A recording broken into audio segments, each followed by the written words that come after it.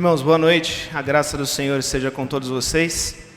Nós continuaremos a nossa exposição nas cartas do Apocalipse. Por favor, abra a sua Bíblia no capítulo 2 de Apocalipse. Nós estamos chegando à terceira igreja, já passamos por Éfeso, uma igreja cheia de boa doutrina, mas chegou a um ponto em que a doutrina esfriou o seu amor pelas pessoas, o seu amor pelo próprio Senhor, e isso foi um alerta, eles receberam um alerta por isso. Há 2 semanas atrás nós passamos pela igreja de Esmirna, e lá não houve crítica nenhuma do Senhor, muito pelo contrário, muito incentivo, muito alerta com relação a que aqueles irmãos permanecessem firmes na sua luta contra as dificuldades que eles estavam enfrentando sociais, e que, como eles tinham se apegado à fé de uma maneira maravilhosa, e o Senhor estava, olha, guarda, você seja fiel até a morte, e eu vou te dar uma coroa, a coroa da vida. Hoje nós estamos chegando à igreja de Pérgamo, e vamos ler, então, o texto bíblico da igreja de Pérgamo, é a carta que o Senhor escreveu a esta igreja. Lembrando, o Senhor está continuamente olhando as igrejas. Ele é poderoso para isso. Ele está olhando a nossa igreja hoje, as dificuldades e as lutas que nós temos. E como eu já falei em outra oportunidade, observe, talvez você não tenha, a mensagem de Éfeso não foi a sua carta, talvez a de Esmirna não foi a sua carta, mas talvez a de Pérgamo ou as outras cartas vão chegar na sua necessidade. Atentos para isso, alertas para isso. Vamos ler. Ao anjo da igreja em Pérgamo escreva: estas são as palavras daquele que tem a espada afiada de 2 gumes.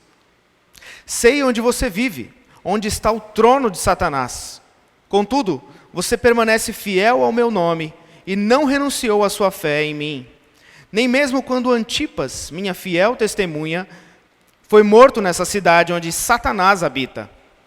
No entanto, tenho contra você algumas coisas. Você tem aí pessoas que se apegam aos ensinos de Balaão, que ensinou Balaque a armar ciladas contra os israelitas, induzindo-os a comer alimentos sacrificados a ídolos e a praticar imoralidade sexual. De igual modo, você tem também os que se apegam aos ensinos dos nicolaítas. Portanto, arrependa-se, senão virei em breve até você e lutarei contra eles com a espada da minha boca. Aquele que tem ouvidos, ouça o que o Espírito diz às igrejas. Ao vencedor darei do maná escondido, também lhe darei uma pedra branca com um novo nome nela inscrito, conhecido apenas por aquele que o recebe. Quando eu comecei essa série de Apocalipse, alguns irmãos já chegaram a mim, e um deles comentou: olha, não vejo a hora de você chegar no dia da pedrinha branca, que foi o pastor Fernando, há uns anos atrás, logo começou o pastoreio aqui na igreja, ele deu um estudo sobre o Apocalipse, e parece que rendeu bastante a ideia da pedrinha branca nos estudos aqui de quarta-feira, na época. Calma com a pedrinha branca, vamos chegar lá, mas tenham calma no coração de vocês. Eu queria começar falando sobre, eu me lembrava de uma conversa uma vez que eu tive.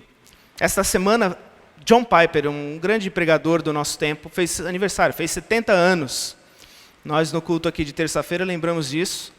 E vocês sabem, ou se vocês não sabem, nunca acompanharam nada do pastor John Piper, ele tem um lema dentro do seu ministério que alguns chamam de hedonismo cristão. O que é o hedonismo? A gente vai tratar sobre isso. É uma busca pelo prazer, é o prazer como alvo mais importante. E John Piper vai dizer que o cristão de fato tem que procurar um prazer, ele tem que encontrar isso. Mas ele só encontra o prazer verdadeiro que sacia a sua alma no próprio Senhor. Então, à medida que eu glorifico a Deus, que eu mais me satisfaço em Deus, mais eu glorifico. Eu mais me encontro na presença, no centro da vontade de Deus, mais eu glorifico ao Senhor. Essa vai ser uma das tônicas da ideia do seu ministério, especificamente. E ele trabalhou muito tempo isso, em algumas conferências aqui no Brasil, inclusive. Me lembrei dele porque, certa vez, eu conversei com um pastor, por Twitter, por essas redes sociais. Alguns de vocês, acho que o Pedro uma vez comentou desse vídeo, Piper, fizeram uma montagem com o John Piper, pastor, numa das suas mensagens falando que você devia fazer guerra. Faça guerra. Faça guerra contra o seu pecado. Não foi você? Foi você, Pedro? Foi. Faça guerra contra o seu pecado. Faça guerra contra tudo aquilo que atrapalha a sua vida espiritual. Tal. A tônica do vídeo era essa. E eu falei, eu curto, né? Da hora. Mas o meu papo com aquele pastor foi exatamente aquilo. Né? Ele falou, eu acho isso aí meio violento demais, né? Essa coisa de guerra e tudo mais. Eu falei, poxa, Paulo usa essa linguagem, né? De muitas vezes você, da carne militar contra o espírito. Qual o problema, né? Da hora a linguagem, é importante mesmo, é uma guerra. Você vai observar, por exemplo, Paulo falando aos Efésios, capítulo 6, ele vai dizer que você deve vestir toda a armadura de Deus. Era aquela realidade dele, ele estava vendo ali um soldado, então, vista toda a armadura para você ter com que enfrentar o seu inimigo, Satanás. Esteja pronto. E eu queria alertar a todos nós, para o que nós vamos falar hoje, porque tem a ver com estratégia. Do grego, estratégia. Talvez o que eu fale aqui a vocês seja ofensivo a vocês. E é por isso que é importante que vocês tenham um cuidado no coração de vocês. Por que cuidado? Cuidado e humildade, sempre.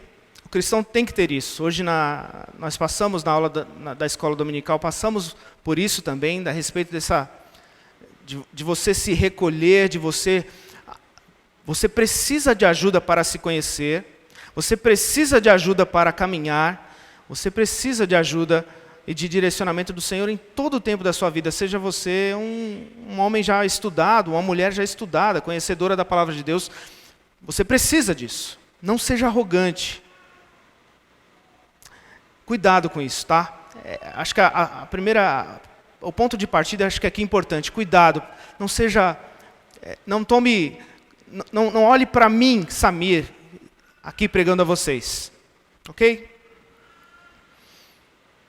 Partindo disso, nós vamos lá. Ao anjo da igreja em Pérgamo, nós temos aqui aquilo que é básico. A carta era recebida pelo anjo, por aquele que era responsável pela igreja, e ele tinha, de fato, essa responsabilidade de dizer à igreja aquilo que Jesus estava vendo de necessidade, ou de cuidado, ou de elogio para aqueles irmãos. Era responsabilidade daqueles líderes da igreja avisar. Irmãos, nós recebemos aqui uma carta de João, que o próprio Jesus, o que ele está dizendo para nós? E essa carta vai chegar à igreja de Pérgamo. Se você for procurar, você vai ver algumas coisas interessantes sobre essa cidade.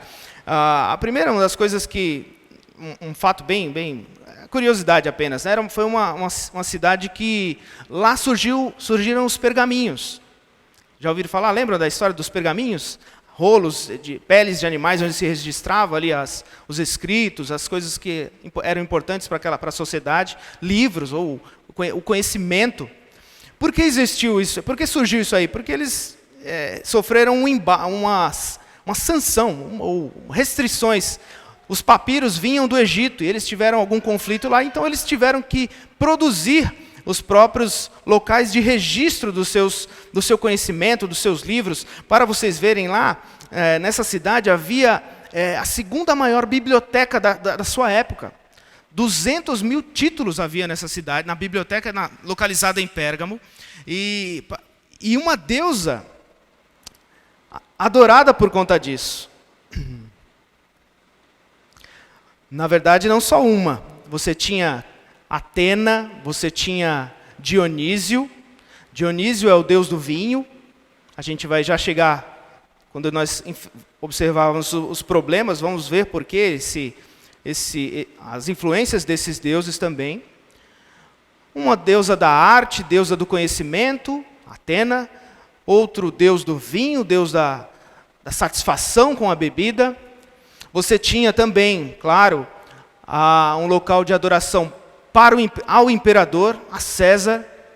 Você tinha outro lugar de adoração a Zeus. E é interessante, vamos imaginar aqui, essa cidade era uma cidade situada numa encosta bem alta. Vamos imaginar aqui, vamos imaginar que eu estou aqui em cima de Pérgamo. Era uma cidade localizada a 300 metros de altura. Então era uma grande fortaleza. Quem chegava à cidade era facilmente derrotado, porque invariavelmente chegava por baixo. Ao mesmo tempo, o altar de Zeus estava localizado num dos locais, numa das áreas, bem evidente, para que todas as pessoas que chegassem naquele vale pudessem de longe contemplar o trono daquele Deus. Alguns estudiosos entendem que havia de fato um trono, cerca de 12 metros de altura. Você pode imaginar aí um prédio de 4 andares, numa das pontas da cidade, onde ele era visto de qualquer lugar. Ali, o trono de Zeus, o maior deus da mitologia grega. Esta era a cidade. Também havia um outro deus, e aqueles que já passaram, ou já viram algumas coisas relacionadas, ou estudam a respeito da medicina, já repararam que existe uma serpentezinha naquele símbolo da medicina? Essa serpente surgiu desta época também, um deus chamado Asclépio. Esse deus, ele era simbolizado por uma serpente. Nessa cidade, em Pérgamo, havia como se fosse um spa nos nossos dias. Só que um spa místico, onde curava-se através das águas, curava-se através de encantamentos, e os símbolos espalhados por esse spa era de uma serpente, a serpente que curava. E vinha gente de diversos lugares para adorar nessa cidade. Veja quantas divindades havia aqui. Veja que era interessante pela questão das curas também. Lá tem um Deus que cura. E não fosse o destaque de Éfeso e de Esmirna, Pérgamo seria a cidade mais importante. Na verdade, ela já havia sido a cidade mais importante, mas ela perdeu esse destaque. Mas tinha ali a sua importância e essas questões interessantes para você ver, e a gente vai chegar em algumas coisas interessantes para nós aqui. Jesus chega a essa igreja dizendo assim, essas são as palavras, versículo 12, acompanha aí, por favor. Estas palavras são as palavras daquele que tem a espada afiada de 2 gumes. E aqui a gente volta novamente para a questão de contexto romano. O que havia na mão do soldado romano, ou qual era a ideia da espada? Quem possuía espada era aquele quem julgava, aquele quem tinha autoridade. E Jesus está dizendo aqui que quem tem toda a autoridade, quem está chegando a essa igreja, de fato, é aquele que de fato deve ser reverenciado, é aquele que deve ser respeitado, aquele que deve ser honrado, aquele que deve ser temido. Não Roma, mas sim Jesus. É assim que ele se apresenta à igreja. Eu tenho a faca de 2 gumes. Os gumes, vocês sabem, né? É uma faca que ela corta tanto de um lado quanto do outro. Eu tenho a faca, eu tenho a autoridade, eu tenho o poder.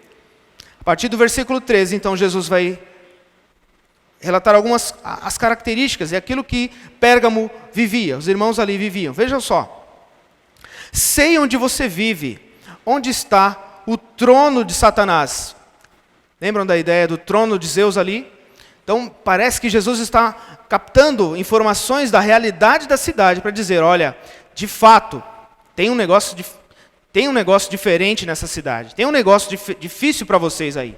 Eu sei onde você vive. Eu sei que você saiu dessa condição. Eu sei, meu filho, meu pequeno cristão, que você se converteu e saiu da grande dificuldade de seguir esses outros deuses e você vive hoje para mim.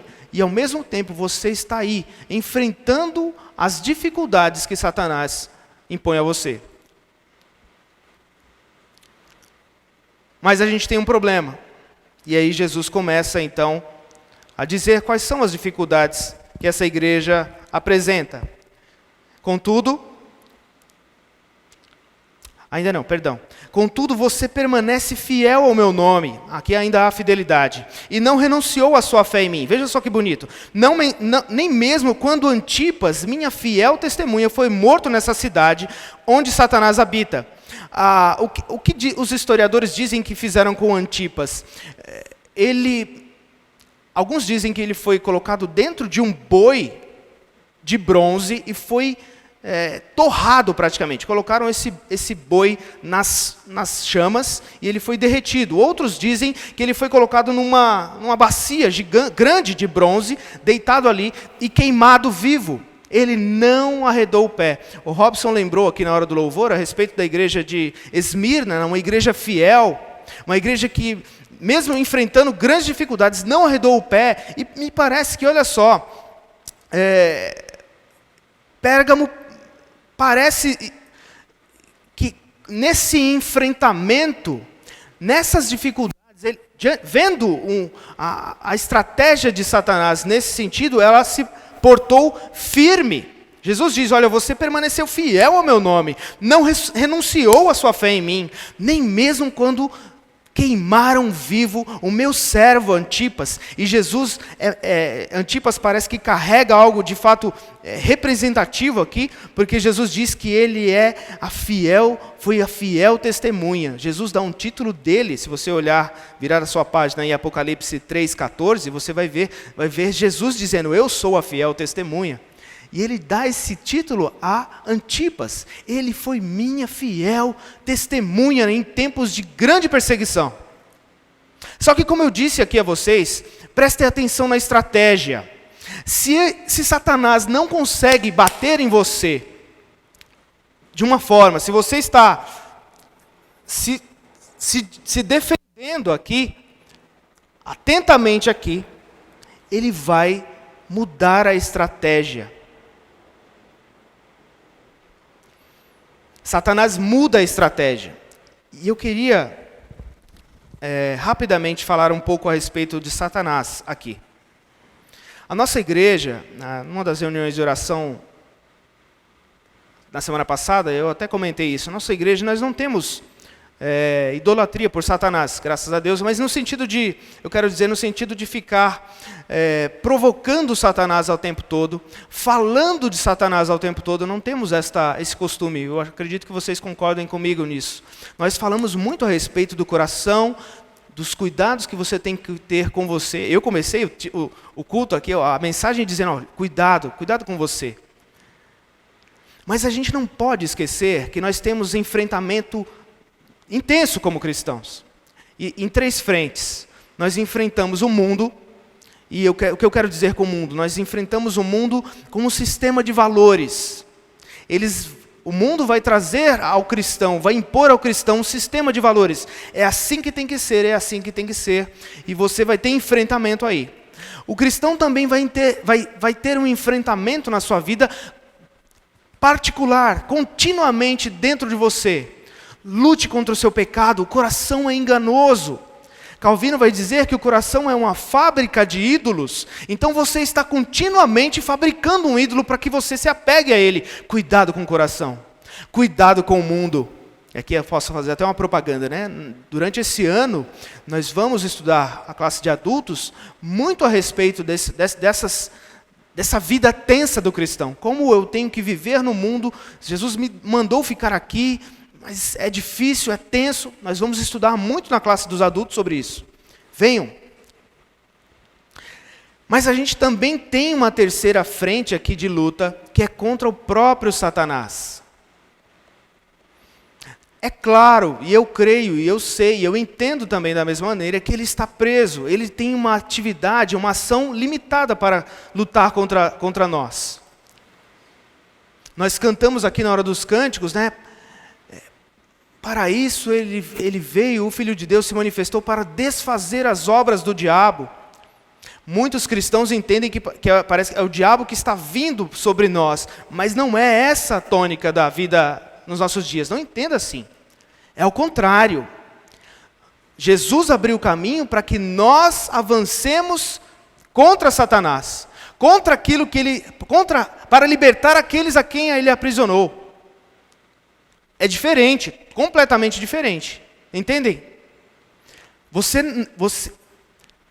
O cântico diz, ele traz o texto bíblico, ele se manifestou para desfazer as obras do diabo, separando um povo santo, sem mácula nem ruga, sua igreja gloriosa. E a igreja vai avançar pelas portas do inferno. Então a porta está ali, ó. A igreja vai até ela, tá? Mas você precisa tomar cuidado com Satanás. Porque ele está como um leão, em algum momento é escrito no texto bíblico que ele está como um leão, atento e esperando o momento em que você dê as ferramentas para ele, abaixe a sua guarda e ele vai pegar você. Ele vai fazer você tropeçar. Eu não consegui achar quem escreveu a frase, mas eu carrego ela comigo, né? Acho que uma das coisas mais eficazes que Satanás faz nos dias de hoje é convencer as pessoas de que ele não existe. E nós precisamos tomar cuidado com ele. Porque ele é o inimigo das nossas almas. Eu fui trazendo algumas características, o Novo Testamento carrega muitas delas. Ele é mentiroso, Jesus vai dizer, ele mente desde o princípio. Ele é o nosso adversário, você vai encontrar lá em Pedro. 1 João vai dizer que ele peca desde o princípio, então para ele está na essência dele o pecado. Ele ama fazer isso, ele é usurpador, ele é aquele que quer tomar o lugar de Deus, é aquele que quer enganar o seu mestre e o meu mestre. Ele é astuto. A palavra de Deus diz, quando Jesus veio à terra, ele foi tentado durante aqueles 40 dias, Satanás sai de perto dele, o texto bíblico diz que Satanás se retira até momento oportuno. Se o nosso mestre foi atacado por ele, foi tentado, você acha que nós não somos presas fáceis? Por isso, tome cuidado. Eu não estou querendo aqui só falar de Satanás, mas eu não quero desconsiderar que ele está pronto para nos atrapalhar a caminhada. E essa igreja enfrentava de uma maneira viva essa dificuldade. Porque se Satanás não conseguiu enfrentá-los pela perseguição, Satanás então inseriu um pequeno veneno dentro dela.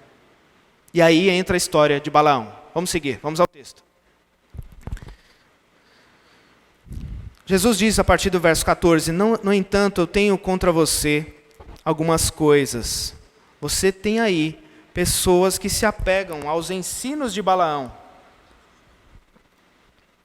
que ensinou Balaque a armar ciladas contra os israelitas, induzindo-os a comer alimentos sacrificados a ídolos e a praticar imoralidade sexual.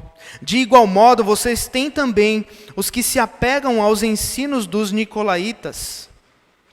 Essa igreja, em momento de luta, de perseguição, enfrentou bem ao ponto de ver um dos seus homens de referência ir para a fogueira ser queimado vivo, mas ela foi pega sorrateiramente pelo pecado do engano de Balaão. E aí você está perguntando na sua cabeça, quem é Balaão? Se você for procurar, o texto é longo, vocês não vão ler agora, está lá em Números, capítulo 22 até o capítulo 25. Nós, durante um dos textos que foi lido aqui, passamos rapidamente por uma menção a respeito do que Balaão fez. Mas está lá em Números 22, do capítulo 22 até o capítulo 25, você vai ver a história de Balaão. E eu até conversei uma vez com a Adélia, que eu estava lendo, puxa vida, você lê a história de Balaão, O que aconteceu? Os israelitas estavam dominando vários povos, tomando a terra e avançando, ao ponto que eles chegam diante dos midianitas, a terra dos midianitas e dos moabitas. E esses dois povos, de alguma maneira, se juntam para Balaque, o rei de uma das cidades, fala assim: olha, os israelitas estão chegando de uma maneira terrível, vamos pedir ajuda de alguém para nos auxiliar, para que eles não nos derrotem. E quem eles vão atrás? Balaão. Quem era Balaão? Um encantador, ou alguém que servia como uma espécie de mago, e ele é pedido a ele que amaldiçoe Israel. Balaão vai pedir, cerca de 3 vezes, ele se achega diante de Deus, e Deus fala assim: eu não vou amaldiçoar meu povo. Então você vai dizer isso, até algumas expressões que nós conhecemos bem, né? Deus não é homem para que minta. Está lá na segunda vez em que Balaão se achega diante de Deus, Deus fala assim: eu não sou homem para mentir. O que eu falei eu vou cumprir, e meu povo é abençoado, eu não vou amaldiçoá-lo. Balaque fica nervoso: puxa, eu chamei você para amaldiçoar Israel, e toda vez você está abençoando, Passa o capítulo 22, 23, 24. Parece que, você vai ver no final do capítulo 24 ali, os últimos oráculos de Balaão. Ele mais uma vez fala das coisas, de coisas boas a respeito do povo de Deus, de que os seus inimigos serão derrotados, e aparentemente some. Só que o texto bíblico não para aí. O capítulo 25 vai dizer o seguinte, eu vou ler aqui para vocês. Enquanto Israel estava em Sitim, o povo começou a entregar-se à imoralidade sexual com mulheres moabitas, que os convidavam aos sacrifícios de seus deuses. O povo comia e se prostrava perante esses deuses. Assim Israel se juntou à adoração a Baal Peor, e a ira do Senhor acendeu-se contra Israel. Esse povo, veja só, o povo de Moabe era o próximo povo que seria derrotado por Israel.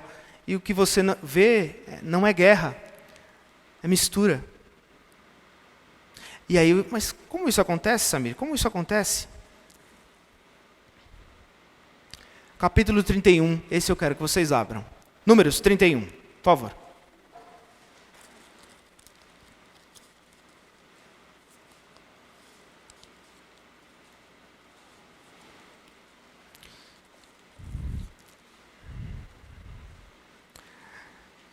O capítulo 31 de Números, ele é significativo porque são alguns momentos finais da vida de Moisés. Deus disse a ele: vamos lá, vamos derrotar de uma vez, agora vamos derrotar os moabitas, vamos derrotar, separa 1000 homens de cada tribo, vamos para cima deles, vamos acabar com eles agora. Moisés então, ok, vamos separar os homens, vamos para a guerra, e ali há instruções para eles derrotarem, matarem todos, é para acabar com os moabitas. E você vai ler ali no versículo 14, veja só, 31, 14. Moisés, então, indignou-se contra os oficiais do exército que voltaram da guerra, os líderes de milhares e os líderes de centenas. Por que ele se indignou? Vocês deixaram todas as mulheres vivas? Perguntou-lhes.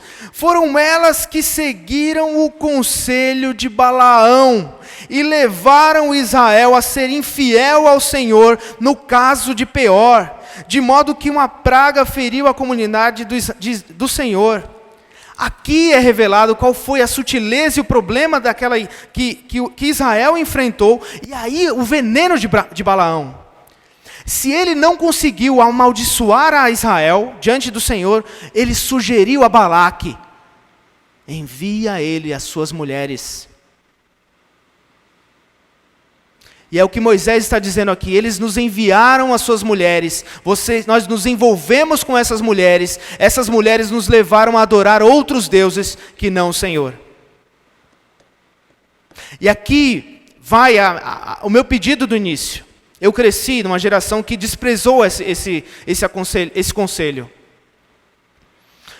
Muitas vezes nós ouvimos aqui os cuidados, nós jovens, né, na minha época, cuidado com como você se envolve. Cuidado com quem você escolhe para casar-se. Cuidado com quem você escolhe para ser o seu melhor amigo.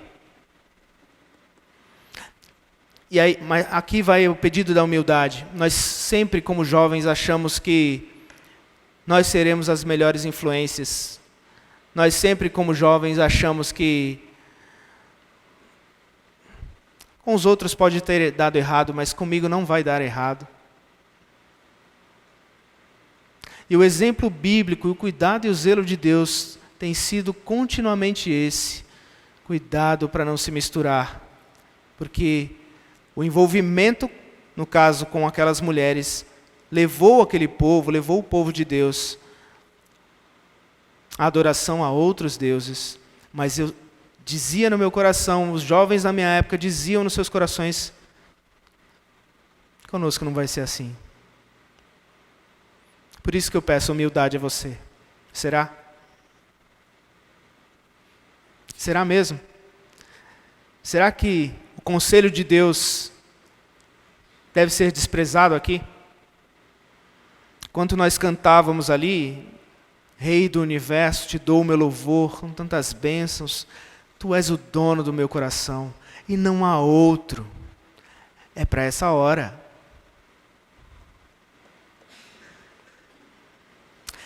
Eu digo isso a vocês com grande temor no meu coração, porque eu sei que isso é muito dolorido. E aí eu vou dizer, poxa Samir, aquelas mulheres, elas levaram o povo de Israel a adorar deuses que existiam naquela época, né? A gente até leu o Salmo 115, né? Que aqueles deuses têm boca, mas não falam, têm ouvidos, mas não veem, mas isso não existe hoje. Quais são os deuses que nós temos? Com quais deuses nós temos que tomar cuidado hoje? Pense aí. Já pensou isso? Existe um Deus de madeira que você vai... isso aí é fichinho, o Salmo está dizendo aí que não precisa. Mas e hoje? Que Deus tem para a gente lutar?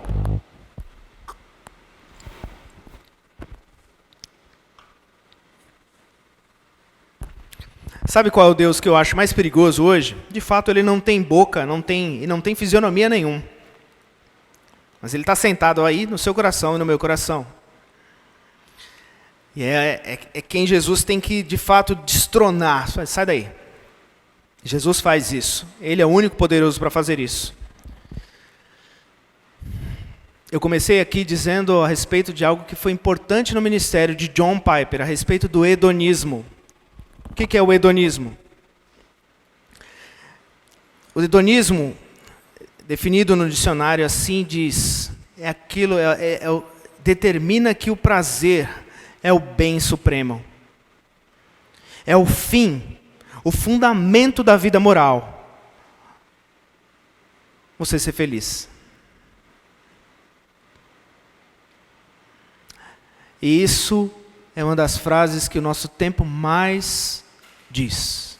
As pessoas do nosso tempo mais diz. E pessoas dentro da igreja também repetem, dizendo: o importante é você ser feliz. Se naquela igreja não tocam o cântico ou o hino que você quer, muda. Porque o importante é você ser feliz. Se naquela igreja eles disciplinam você, pode sair de lá. Tem outras que vão te abraçar porque elas vão dizer: o importante é você ser feliz.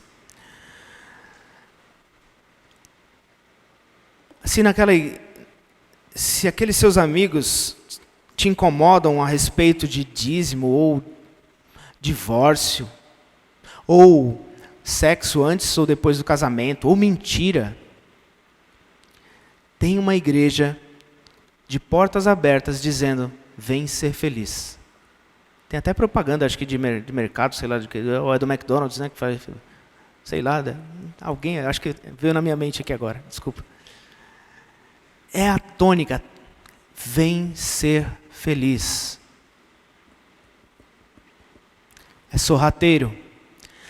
Se Satanás não pegar você, batendo de frente com você, ele vai armar uma estratégia. Ele vai querer pegar você. Isso se de fato você for alguém interessado no reino de Deus, né? É importante você registrar isso aqui. Se você é um devasso, se você é alguém que não se importa com o seu crescimento espiritual, gente, você já está abraçado. Você não precisa da atenção de Satanás. Mas se você está interessado numa vida santa diante de Deus, se você está interessado em lutar em todas as frentes, o mundo, o meu coração, o pecado que existe em mim e Satanás, você tem um grande adversário pela frente. Ele sabe que está derrotado, mas o quanto ele quiser colocar de obstáculo a mim e a você, ele vai colocar. E para a igreja de Pérgamo, Satanás infiltrou pessoas que diziam, não tem problema você participar das reuniões, dos cultos a outros deuses, porque eles se alimentavam, eles comiam ali, as festas aos deuses pagãos envolviam isso, comida. Então come. Paulo, lá em 1 Coríntios, vai falar sobre isso. Olha, eu não quero que você se envolva com as festas pagãs a este ponto, as comidas. A gente sabe que o ídolo não é nada, a gente sabe que a comida é de Deus, mas o que eu estou dizendo aqui, eu não quero que vocês façam isso, igreja. Porque o que eles estão adorando não é outro Deus, é um demônio. E aquele que segue e parte da mesa, como nós temos nos dias de ceia, que aquele que participa da mesa do Senhor não pode participar da mesa dos ídolos, da mesa da corrupção, da mesa da idolatria. É isso que Paulo está dizendo. De fato, e aí ele insere, de fato, todas as coisas são lícitas, mas nem todas convêm. Eu tenho que correr disso aí. Foge disso. Foge do Deus Edom, que está continuamente apitando na televisão, na sua internet, para que você não tem problema. Essa coisa de uma mulher só é coisa meio retrógrada, né? A Bíblia tem um pouco de anos, né? Não é bem assim. A sociedade evoluiu.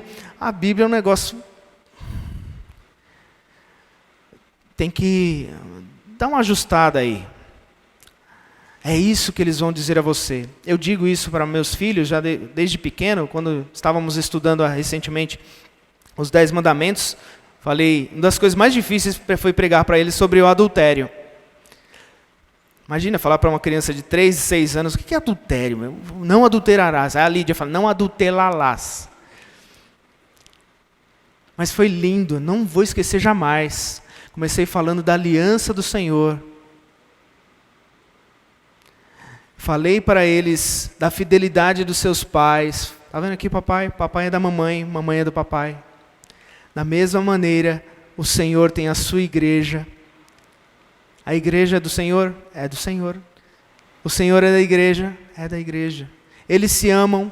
Se amam. Você tem que trocar, a igreja tem que trocar de outro Deus por Jesus por outro Deus? Não. O papai troca a mamãe por outra mulher? Não. Não adulterarás. Foi lindo, irmãos. Fidelidade. Cuidado com que... E aí terminei falando para eles assim, filhos, o que nós dizemos aqui a vocês, logo, logo, seus amiguinhos da escola vão começar a conversar sobre isso com vocês. E eles vão dizer, isso aí não é assim não. Ou, isso é mentira. Com o que vocês vão ficar, filhos? O que vocês vão abraçar? O que o Senhor que ama vocês está dizendo a vocês? Ou aquilo que seus amigos vão dizer a vocês? Cuidado. Filhos, cuidado. Porque eles vão vir sem dó. Jovens, eles vêm sem dó, eles vão acabar, eles vão engolir vocês. Eles vão para cima de vocês, se vocês não estiverem atentos. Adultos, se vocês não se envolverem, eles vão engolir vocês. O mundo vai engolir com os seus argumentos, vai engolir vocês dizendo, alterando as ideias de família, vai dizer a vocês que não há problema em adultério, em que você pode de fato fazer as suas promiscuidades, as suas corrupções de mente e coração. Qual o problema? Lembro até hoje, quando eu comecei a debater a respeito disso com alguns caras de uma lista que eu participava lá, e eles diziam, eu posso fazer qualquer coisa na minha mente.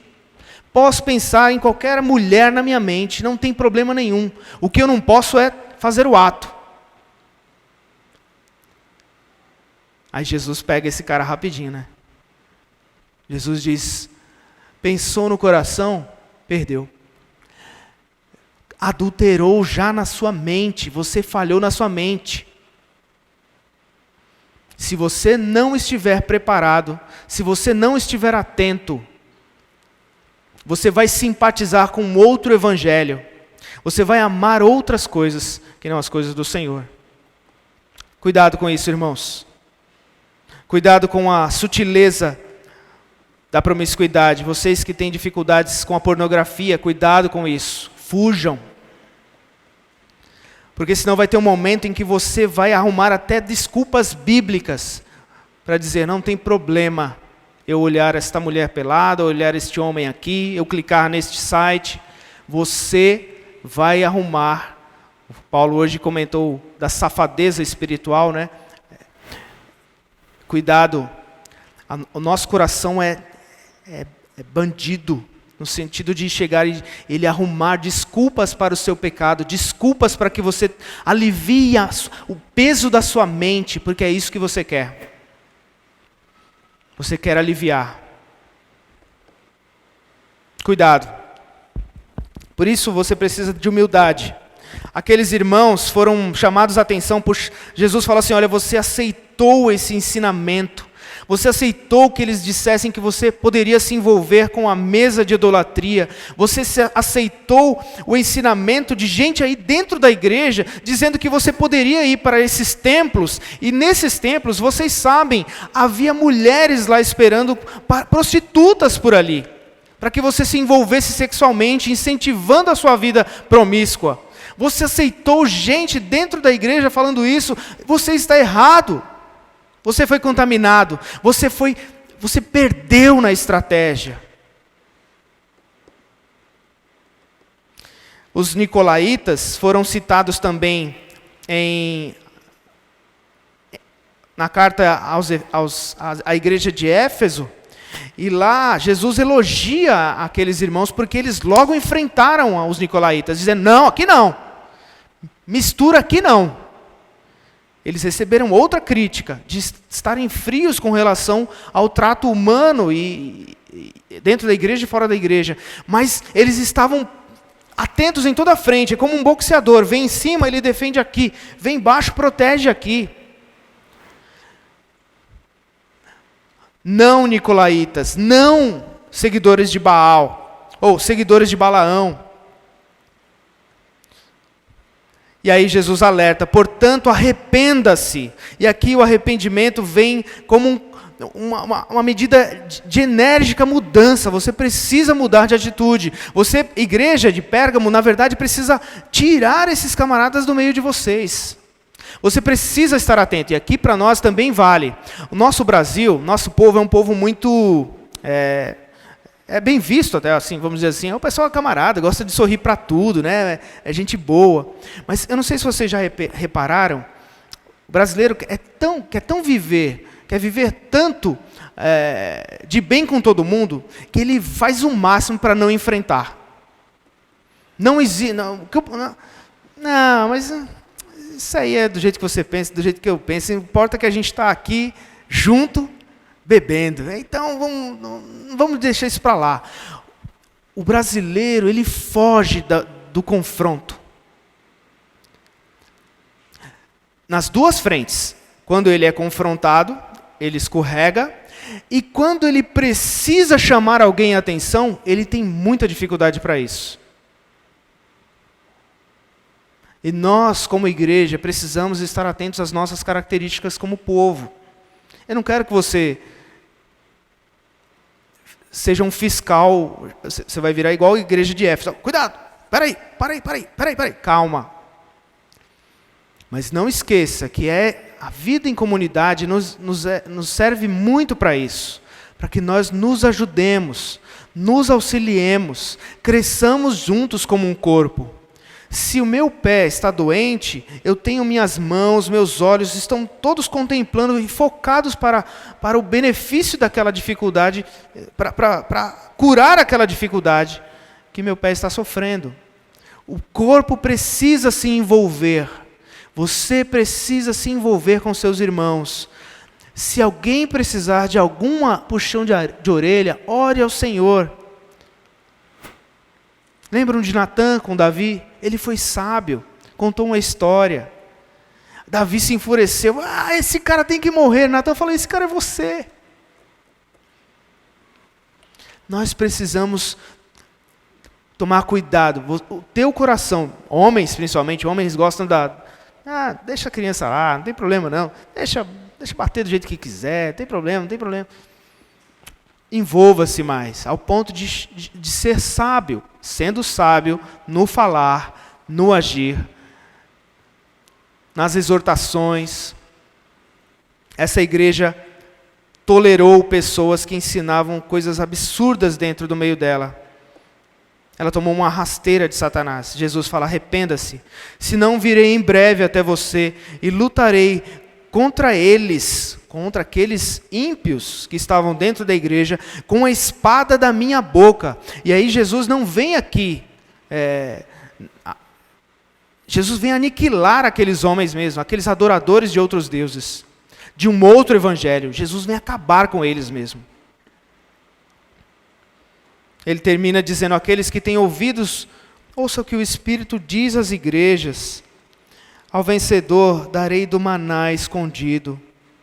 Se hoje eu digo a você, minha igreja de Pérgamo, fuja da mesa dos ídolos, eu digo que você vai receber o maná escondido, o alimento direto da mão de Deus. Jesus vai dizer que Ele é o pão vivo que desceu do céu. Minha igreja, se você for zelosa, arrepender-se das suas falhas, eu mesmo serei o seu alimento, eu mesmo me envolverei com você, eu mesmo serei a fonte de todo o seu prazer e deleite. Mas você precisa ter coragem. Terminando, também lhe darei uma pedra branca, em algumas outras versões fala sobre a pedrinha branca, e aqui há muitas teses a respeito do que era essa pedrinha branca. Alguns dizem que essa pedra branca, havia na verdade nos tribunais, uma pedra branca e uma pedra preta. Essa é uma das versões, uma das histórias, há muitas histórias, tá? A respeito do que eles pensam ser isso. Uma delas é esta, de que havia uma pedra branca, uma pedra preta. Os fiscais lá daquele negócio do movimento do negro, não pode falar que é preto, eu estou lascado. Eu casei com a negra, então posso falar. Eles vão dizer assim, quando havia condenação para aquela pessoa que estava sendo julgada, os juízes apresentavam uma pedra preta. Quando ele era absolvido ou aprovado, ele recebia uma pedra branca. Então Jesus está dizendo aqui, olha, você que for fiel até o final, você vai receber uma pedra branca. Uma outra versão diz o seguinte, que nos tempos antigos, os laços de famílias eram tratados da seguinte forma, eu vou entrar em aliança com o Marcão, as nossas famílias. Nós pegávamos uma pedra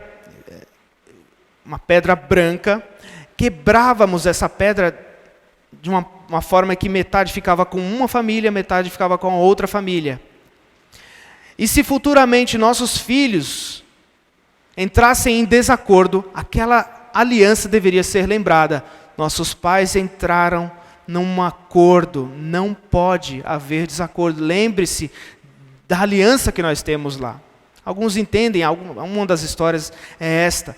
Mas no final das contas, a outra, né, que diz que você receberia um novo nome nesta pedrinha. De fato, se você pensar, por exemplo, Abraão teve seu nome alterado. Muitos que entraram, muitos irmãos na história bíblica, que quando a partir do momento que se envolveram com Deus, tiveram seus nomes, outros ganharam novos nomes. Saulo, Paulo, Cefas, Pedro, Abrão virou Abraão, Jacó virou Israel. Pode ser isso? Talvez. Mas são teses.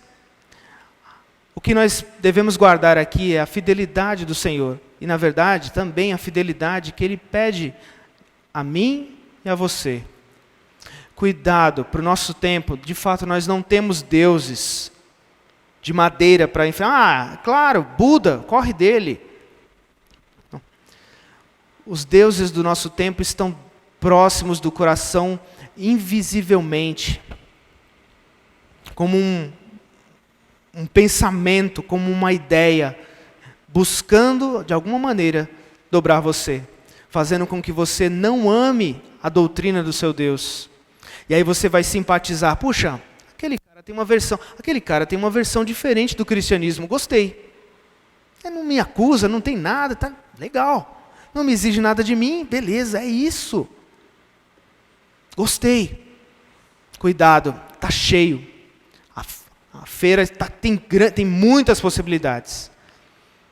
Mas aquele que perseverar, de fato, na fé verdadeira, é somente esse que vai chegar até o final.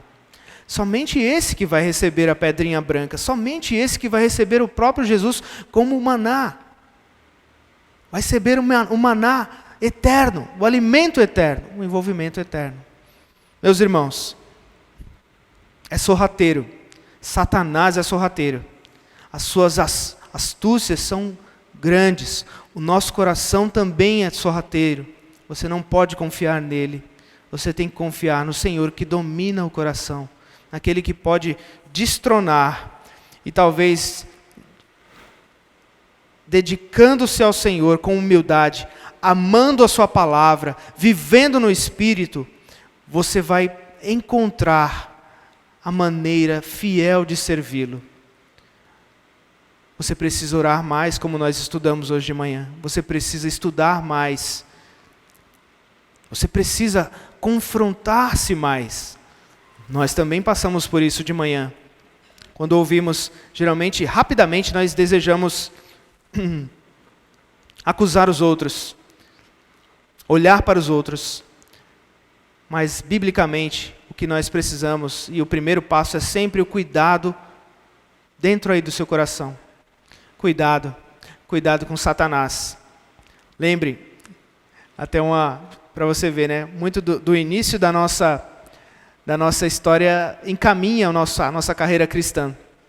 O início da nossa carreira cristã, de fato, é engraçado. Eu me ressentia muito, me machucava muito quando eu via meus irmãos machucados. Não meus irmãos somente, Thales e Davi, mas quando eu via meus irmãos adolescentes, jovens que cresceram comigo, enfrentando grandes dificuldades em diversas áreas. E eu tinha raiva de Satanás. Até uma vez conversei com o irmão, falei, cara, ele é fogo, cara. Ele é astuto. Ele dobra e machuca a igreja.